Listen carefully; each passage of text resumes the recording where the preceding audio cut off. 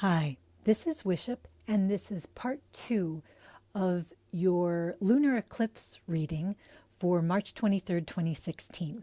So if you saw part 1, you know that part 1 was all about the other side of the threshold, which is dealing with all the fears that surface when you are trying something new or you're trying to become someone new, and you have to deal with a lot of old business. So relationships, ways that you think about yourself, ways that you consider your happiness. You may have reevaluated what life and success look like for you. You may have reevaluated a lot of stuff about your own identity. And each time that you make a move forward, you risk triggering some old fears or anxieties, and they come to the surface, and then you have to deal with them again. So that's part of what we've been doing. And I feel like the new moon in Pisces really gave that sort of last chance on the way out to surface some of those things and to look at them again, just to say, yes, I'm really ready to be done with this. I am so ready to be done with this. So I know we've all probably worked at different paces with that. I find I'm consistently surprised. I think I've cleaned out one closet, and then I look in there again, and sure enough, there's some other, little scratching, clawing monster in there for me to deal with. But it gets easier every time. And I think this last solar eclipse was definitely a chance to go, no, I can do this. And I'm ready to move forward. I don't feel like I'm in the rehabilitating phase, or like I need to feel stuck, or like I just can't do anything until I deal with these overwhelming issues. So that's kind of what I wanted to share about those sort of fears cards, because actually part of the reason I broke it into two was because before I was thinking maybe I ought to continue or replace the reading or something like that. So I pulled an I Ching card to see, and this was yesterday before the eclipse, and I got oppression. So added to the other cards I got another card which also adds up to 11, just like the carnivorous flower fairy does. The 11, which reminds me of the Justice card, the 2 columns, which stands for Libra, and the Roman numeral 2, which stands for Libra. So I felt like, okay, this is all these imbalances that we're trying to get past. But until I'm on the other side of it, I'm just not going to be able to see enough about the way forward. So that's why I waited, because I felt like the cards were implying that I really ought to. So so let's move on to a new set of cards. And I chose what I think of as fun, enjoyable decks to hopefully give an uplifting message, because that would be awesome. So this is the Whimsical Tarot. And then in the center is the Alice in Wonderland Tarot, which is a tarot deck of all major arcana. So that's what we have there. So let's see the cards that we get. So here we have the Page of Cups in reverse. And here we have the Six of Swords in reverse. And here we have the Chariot. Okay. So the Page of Cups in the upright can be a card of new beginnings, which is great. And it's got these goldfish, which are not only related to the water sign, but goldfish are typically good luck. And in Lenormand, goldfish are good luck. And actually we have these fish in both of these cards, because they're lucky and they mean abundance and they mean prosperity.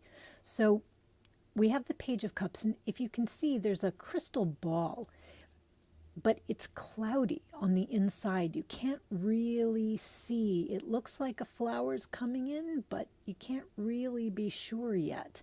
The Page of Cups can be a little naive about things, very enthusiastic, very creative, very sensitive, but a bit naive and sometimes a bit young about things. So what I feel like this is saying in reverse is that our new plans are still in a pretty young phase. They're still being formed.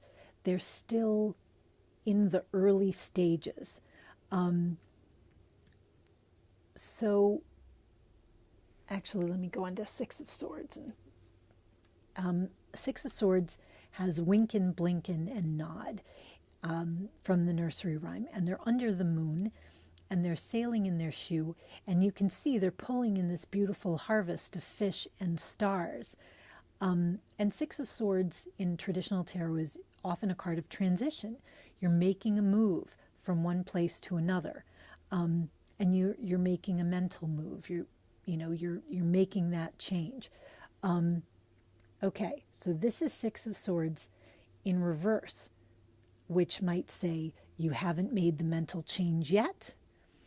But I actually think it's more like saying, with both of these cards in reverse and the Chariot upright, is the changes that need to be made are no longer in your emotion and in your mind.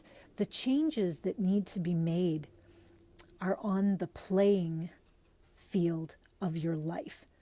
That you've done the internal work you need to do, and now what you need to do is take everything in your physical, concrete life that doesn't fit these new horizons that you hope to achieve, and get them ready so that you are ready to move, so that you are ready to transition, so that you are ready to start the new thing.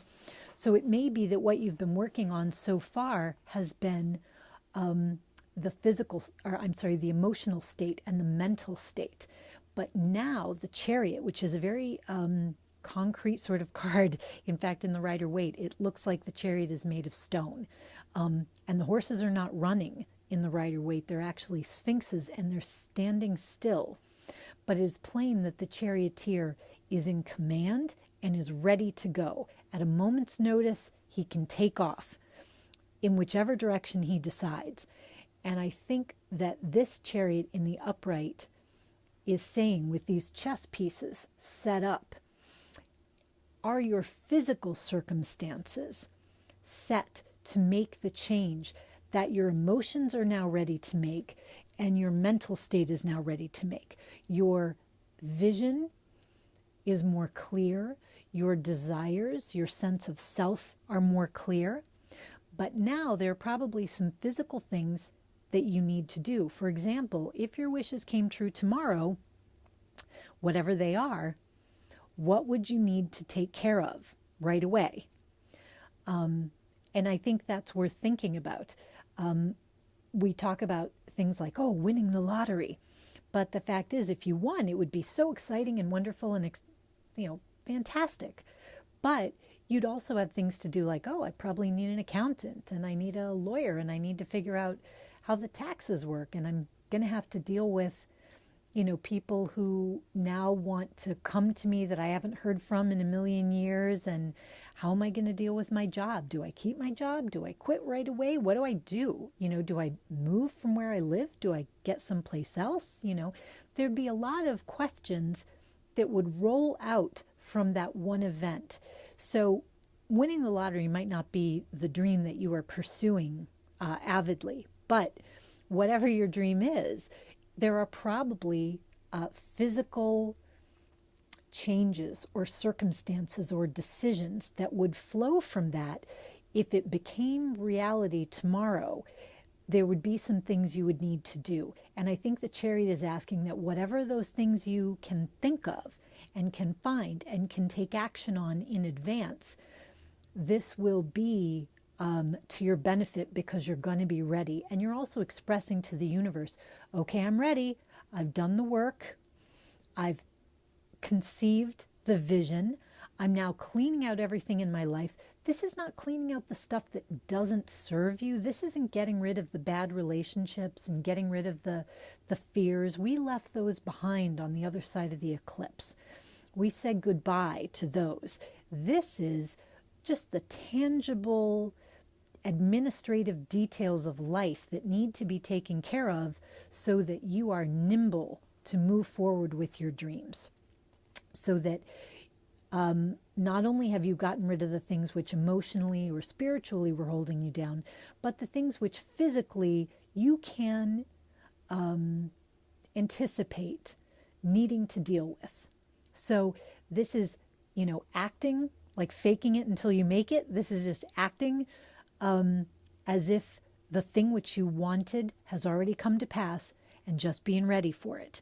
So I also pulled an oracle card from the Enchanted Map deck by Colette Baron Reed. And this card is 35, Education.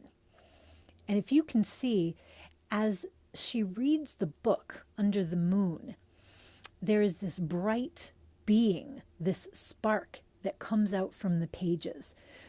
And we have the heron on the side, which is one of those birds, one of those marsh-wading birds that live sort of between the other world and the real world. And this is sort of using education or research. So it could be traditional education. It could be you're taking a course in something, or you buy a book on how to do something because you think, well, if my dream came true tomorrow, I would need to know how to handle my accounting, let's say. And you buy a book on how to do that, or you do some research on how to do that. Because you're putting your chess pieces on the board. You're setting them all up correctly.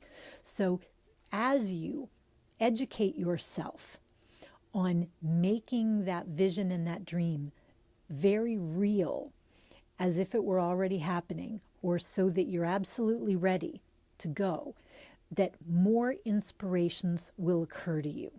Because right now, the plan is not cast in stone. Right now, you don't know what harvest you're going to bring in. So now is a very good time that while you're looking and inquiring and asking questions of people you trust, and making sure that as much as you can, you've got your new box of pencils ready, you've got your new outfit ready for the first day of school, you cleaned out your old backpack or you got yourself a new one, you are ready to go. You don't know what the adventure is going to hold, but you're, to the extent that you can, you are getting yourself ready, not only emotionally, which you've done a ton of, not only mentally, which you've also done a ton of, but now finally spring has sprung and it is really time to move physically on all of those things so that you can, move forward. So I'll quickly look at the foundation cards just to see if they give us any more. Oh, great. Okay, foundation card of the Whimsical Tarot is 3 of Pentacles. So we're obviously spinning gold here and collaborating. 3 of Pentacles is a great card of collaborating on tangible results, which ties in with this education. Excellent. So the foundation card in the Alice in Wonderland Tarot is the Hanged Man, and you can see this is the Knight. And he's leaning over the horse like he's about to fall off. But you can also see this Hanged Man in this particular story. He's packed to go. He carries absolutely everything on his back. And I think that's part of what this card is telling us. Not that you're in suspension, but you need to really examine, what are you carrying with you? Are you packed and ready to go? And the last one, I will look at the foundation card of the Enchanted Map. Okay. And we have Bone Collector. So Bone Collector, which is number 1, which would sort of ally it with the Magician card, but also because it's the Bone Collector and we've got this clock wheel, it is very allied with your ancestors, with history, with what you know about the past. And we've got this beautiful little bunny here. This is getting consultation from people you trust or people who have made the journey before you. But it does signal you have all the emotional and intellectual resources you need. You may just need a map. You may just need a guidebook. You may just need a travel guide. So hopefully you find that helpful. And I hope you have a great lunar eclipse and a wonderful spring, and rock on.